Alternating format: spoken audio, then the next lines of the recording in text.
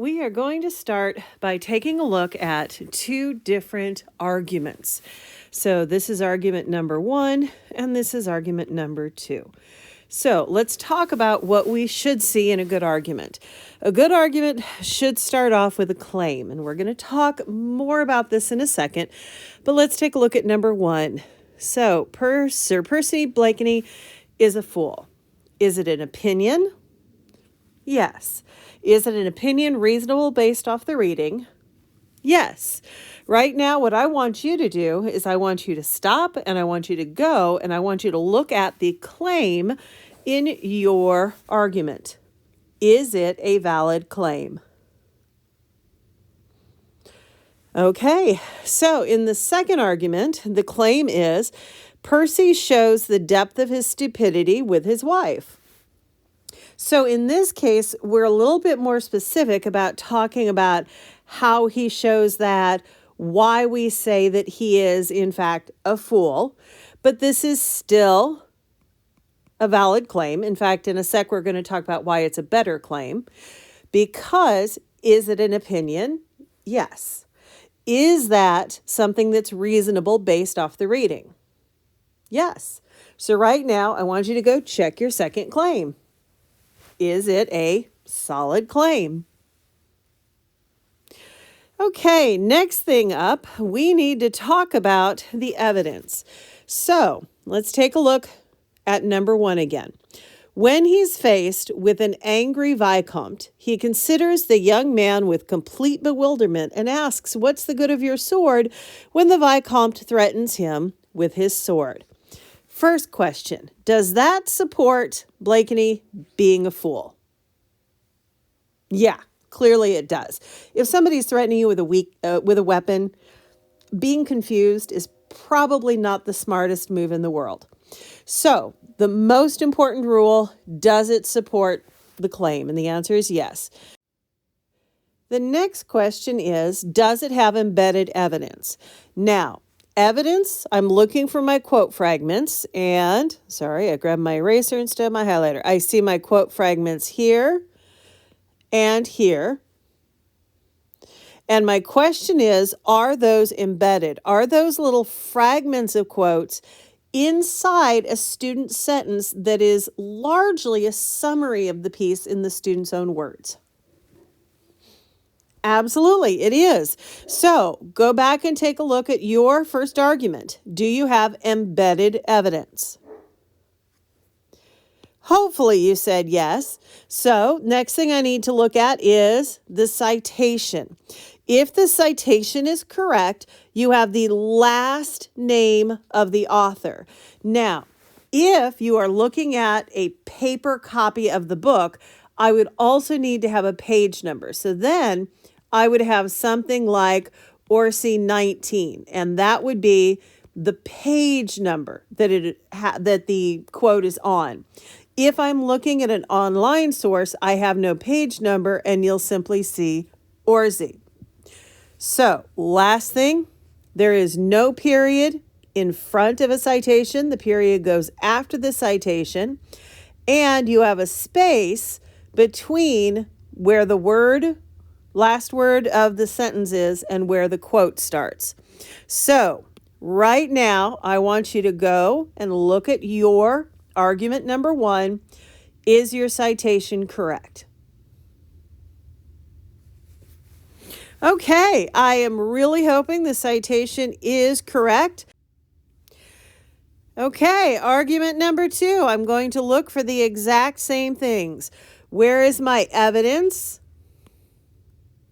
In this case, I have got longer evidence. Question 1, does the evidence support that he is deeply stupid when it comes to his wife? What do you think? Yeah, absolutely. He started a marital fight. That's not the smartest thing in the world. Next, do I have embedded evidence? So do I have little bits of quote fragments inside a sentence that's largely my own words or the student's own words? Yes, I do. Last question, are the citations correct? Yes, the citations here are correct. Because I have two different sentences, because I have two periods, that means two sentences. If I have two sentences that have evidence, I need to have two sentences that are both cited. Every single sentence that has evidence is cited. So right now, go and take a look at your argument number 2. Is your evidence correct? Okay, finally, we're going to talk about our commentary. And our commentary should have reasoning and a return to the topic. In this case, him being a fool. In the second argument, the depth of his stupidity with his wife. So let's take a look at argument number 1. If Percy were intelligent, he would recognize the threat from the young man. He would either defend himself or get out of danger. However, Percy isn't smart enough to realize he's in danger from an angry enemy. What type of reasoning is shown here? And I will give you a hint by highlighting this word right here.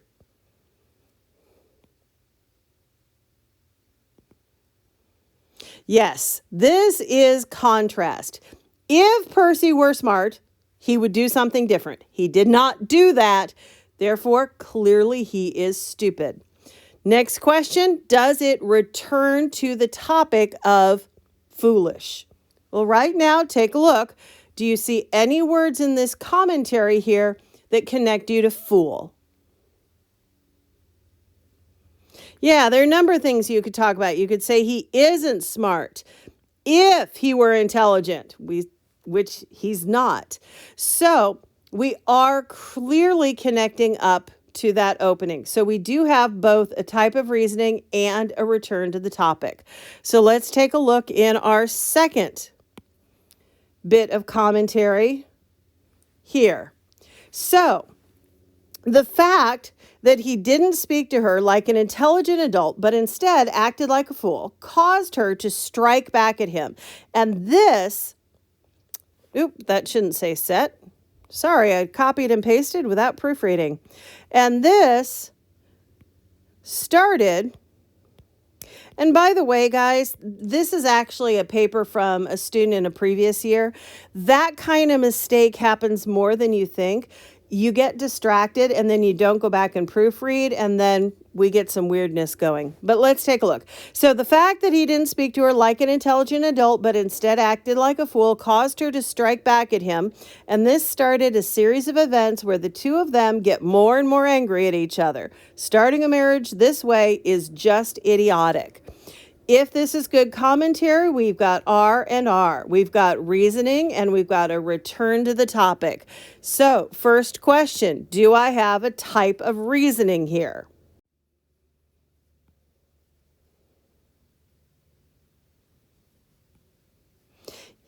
Why did I highlight these things? Because they tell you that the type of reasoning is cause and effect. That the fact that he did this caused that to happen. And so because we have cause and effect, we do have a type of reasoning. So my next question is, do we have something that is going to connect us back to that idea of he is stupid because of how he handles his wife? Are there any words in this commentary that go back to stupid and wife? I actually found a lot of words that connect me back to both stupid and wife. So the her that I have in a couple places is wife. And then we got, if he were intelligent, but he is a fool, that is idiotic. All of those connect to stupidity. So this commentary is really well connected. So far, if you had written two arguments that looked exactly like these two, I would be pretty darn happy. But now that we're putting them together into a paragraph, we need to talk about why these two claims look very different. Because the reality is only one of them is actually a claim. So this and this. When we look at these two, this is very general. All it does really is it just tells you that he is a fool, nothing else. This is a little bit more specific. It gives me the fact that we're going to focus on the wife, and his relationship with the wife is why we think he's stupid, or it's how he shows his stupidity. This is actually what we call a claim. If we have a sentence that does nothing more than give the topic, what would you call a sentence that gives the topic? Yeah, that would be a topic sentence. So, up until now, I've allowed you to use this as a claim, but the reality is it isn't. A claim should give a how, or it should give a why. So let's take a look at this argument and let's talk about what our actual claim is. We know that the topic is Blakeney is a fool, Percy's an idiot. But my question is, in this argument, why do we say he's an idiot? How is he showing his idiocy? Well, if you look at the evidence really focuses on the Vicomte. So, why do we say he's a fool? Because he doesn't even recognize that he is being attacked. He doesn't recognize that the Vicomte legitimately wants to kill him. That makes him an idiot. Normally, if somebody is trying to kill you, you should probably notice this. So, if we were to have an actual claim, the claim would have to focus on the why and the how, and it would have to focus on the Vicomte. So, let's do a little bit of editing. Okay, so now we've got a new claim in here. And this claim says Percy is too stupid to recognize a threat that's right in front of him. Does this tell you why he's a fool? Yeah, because he doesn't recognize a threat. Does that tell you how he shows his stupidity? Yeah, by not seeing what's in front of him.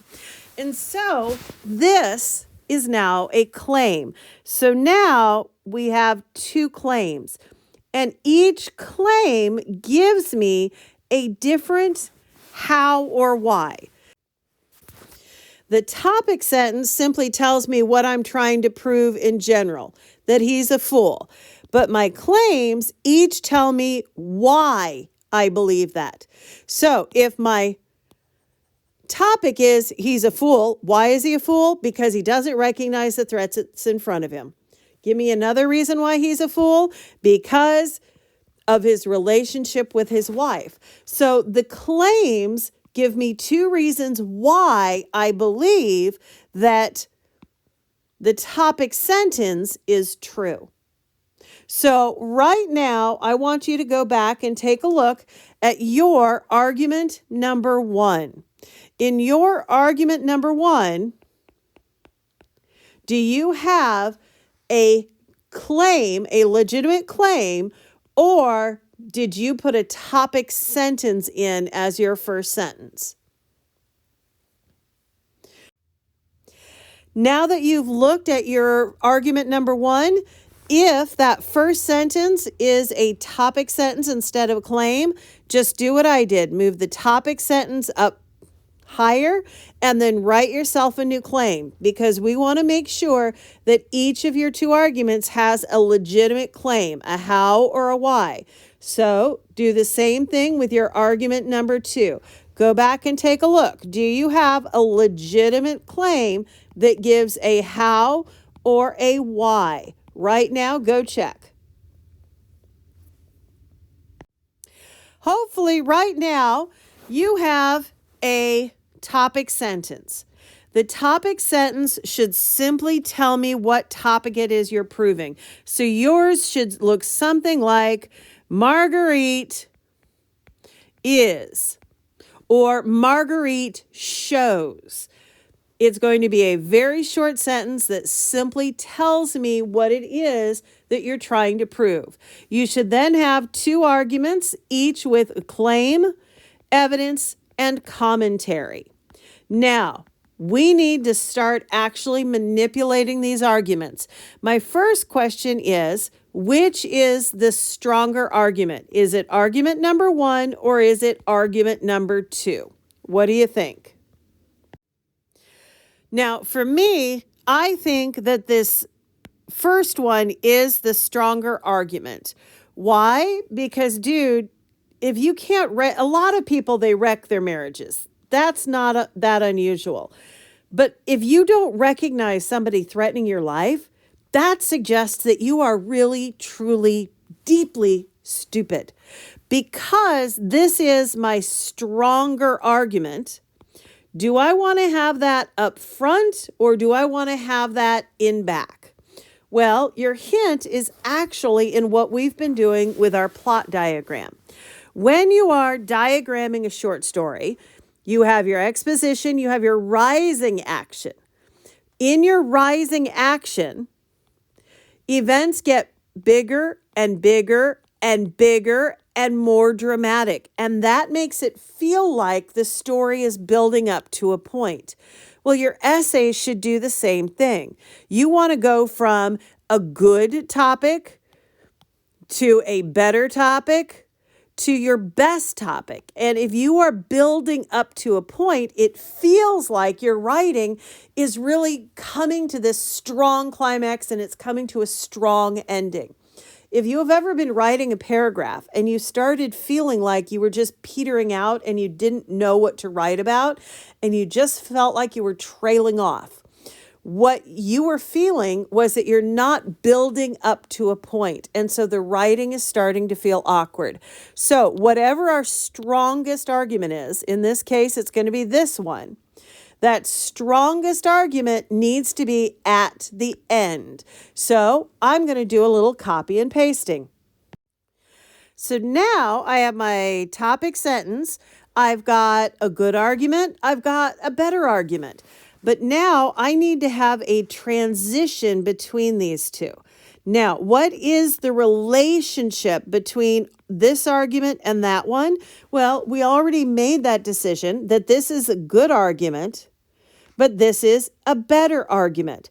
The transition should match that. It should tell me what is the relationship between these two arguments. So I'm going to put a transition in here like, more importantly,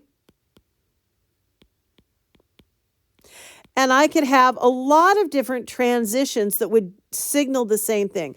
I could say even more significantly, a more significant point is, but I want to do something that tells the reader, I am intentionally organizing this paragraph to go from good to better. So I am almost done. I have my topic sentence. I've got my transition, but the last thing I need to have at the end is a closure. Now, a closure is going to reflect my topic sentence, but here's the trick. Up front, you told me that he is a fool. Well, you've now given me an entire paragraph with two different arguments proving he's a fool. So when you get to the end, you should believe that even more strongly. So when we get to the end, we want our closure to reflect the topic sentence. So we want to have that idea fool, but we also want to have a closing transition. And we want to make sure that we have some sort of intensifier in there. And what I mean by that is if in the beginning we thought he was a fool, then in the end we should be like, oh my gosh, he is completely and totally a fool. We need to have a mic drop moment where we're like, yes, absolutely, definitely, he is an idiot. And here you go. Here is my closing. In short, Percy is, without a doubt, an absolute moron. So, because my topic sentence was fool, the word moron connects me up to that topic. Closing transition, you could have something like in the final analysis, in the end, in short. I have in short. Intensifiers, something that makes it stronger. Mic drop moment. Without a doubt, absolute. So this is going to be my closing statement. Okay, and now I have all of my pieces kind of put together. I have my topic sentence. I have my argument 1, I've got my transition, my argument 2, I've got my conclusion. And that is all I need to make a paragraph. So, what are you going to do for your concluding sentence? What closing transition are you going to have? What word will be an intensifier? And you can either use an individual word or you can have a phrase, but what will your intensifier be? What is your trait from your topic sentence, and what synonym for that trait or are you going to use in your closing? Okay, so are you comfortable with your closing? So now we just put the pieces together. And here we go. Percy Blakeney is a fool. That is my topic sentence. What's my first argument? Percy shows the depth of his stupidity with his wife.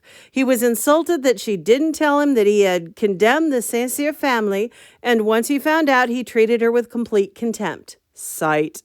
But his attitude caused her to have vehement bitterness for him, which explains why she insulted him in front of his friends.